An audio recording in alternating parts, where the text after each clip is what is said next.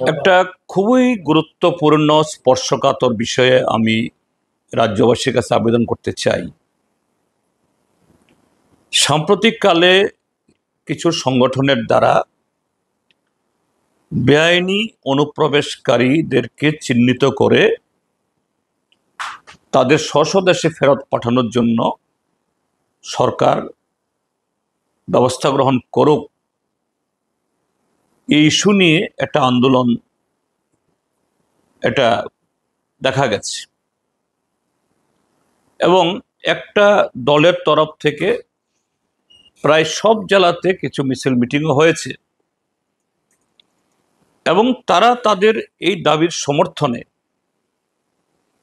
এই যুক্তি দেখিয়েছেন যে ভারতের স্বরাষ্ট্রমন্ত্রী অমিত শাহ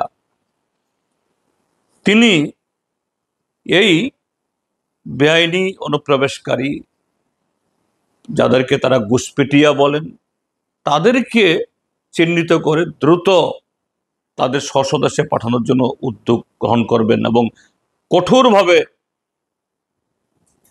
এটা রূপায়ণ করবেন বলেছেন। এটা বলে এরা খুবই উৎসাহিত। তারপর এই সময়তেই বিহারে স্পেশাল ইন্টেন্সিভ রিভিশন ভোটার তালিকার হয়েছে, 65 লক্ষ লোকের নাম বাদ গেছে। এটা নিয়েও এরকম একটা ধোঁয়াশা তৈরি হয়েছে যে এগুলিও সব ঘুষপেটিয়া, তাদেরকে চিহ্নিত করে তাদেরকেও বহিষ্কার করা হবে। কিন্তু বিহারের যে ঘটনা, এটার সাথে বিদেশি চিহ্নিতকরণ বা তাদেরকে বহিষ্কার করার কোনো সংযোগ নেই। এটা বর্তমান আমাদের দেশের শাসক দল আগামী দিনে তাদের ভোট বৈতরণী পার হওয়ার একটা চক্রান্ত, এটা মোটামুটি পাই সারা দেশের মানুষ এখন দেখছে। এরকম একটা অবস্থায় যেটা আমরা যে কোনো ভারতীয় ত্রিপুরাবাসী কেউ এটাকে অস্বীকার করবে না, হ্যাঁ, যে এই রাজ্যে অনুপ্রবেশ অতীতে হয়েছে, এখনো কিছু কিছু হচ্ছে। সরকারি মেশিনারি, বর্ডারে বিএসএফ কাঁটাতার বেড়া থাকা সত্ত্বেও তাদের শিথিলতায় আর আমাদের অফিস কাছারির সাথে কিছু দালাল, এদের মাধ্যমে এরা এদেশে পা দেবার আগেই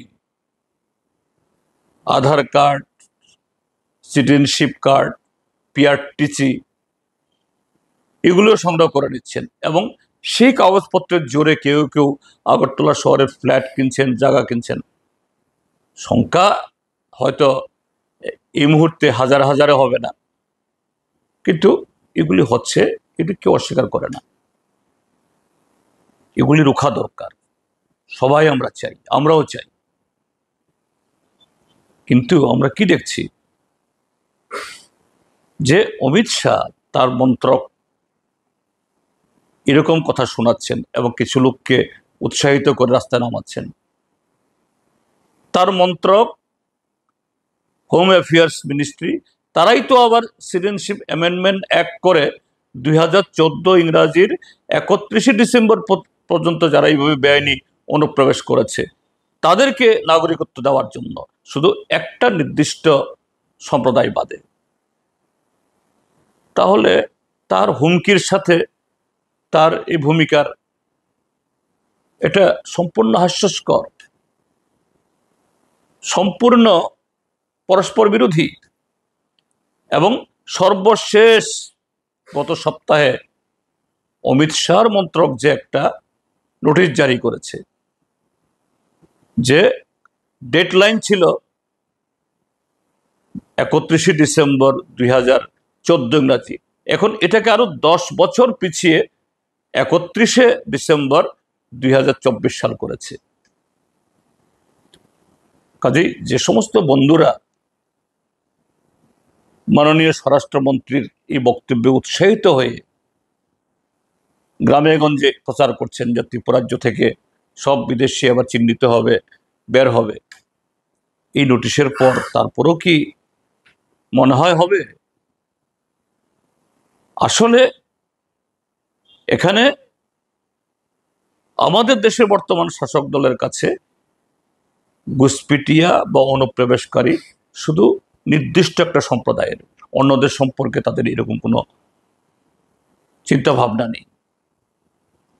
কাজেই আমাদের দাবি তোলা দরকার, বরঞ্চ আমরা সমস্যারে এটা ওঠানো দরকার, সিএএ বাতিল করা হোক। কেননা সিএএ এটা সংবিধান সম্মত না। আমাদের দেশে কোনো আইন ধর্মকে ভিত্তি করে হয় না, কিন্তু এরকম একটা সংবিধান বহির্ভূত আইন প্রণয়ন করে এটা বিভাজনের রাস্তাটাকে এটাকে প্রশস্ত করছে। ত্রিপুরাজ্যে যারা এসআইআর হোক বা অমিত শাহর সিদ্ধান্ত কার্যকরী হোক বলে যারা আশাবাদী আছেন, তাদেরকে অনুরোধ করব, এরাও প্রকৃত লক্ষ্য, প্রকৃত যে তাদের চক্রান্ত উদ্দেশ্য, এ সম্পর্কে সতর্ক হন।